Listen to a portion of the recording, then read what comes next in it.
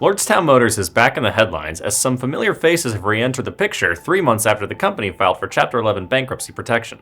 According to an SEC filing, when Lordstown began voluntary proceedings under Chapter 11 in June, the company's selling entities approved an auction to sell the company's assets. The bankruptcy court approved the bidding procedures, and the selling entities received a qualifying bid from a limited liability company called LAS Capital. LAS Capital has no affiliation with Lordstown Motors. It was, however, founded by Lordstown's founder and former CEO Steve Burns.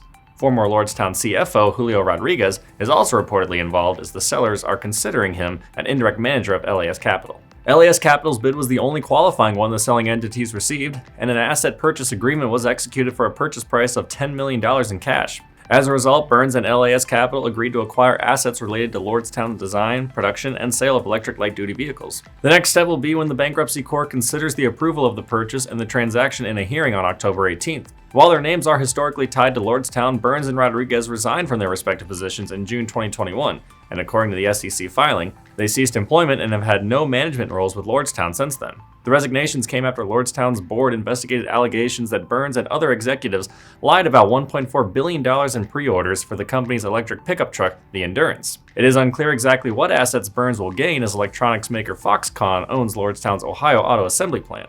Foxconn bought the plant from Lordstown for $230 million, but that relationship grew sour in 2023 when Lordstown filed a lawsuit against Han Hai Technology Group, which includes Foxconn. I'm Nolan Beilstein, and this is Manufacturing Now.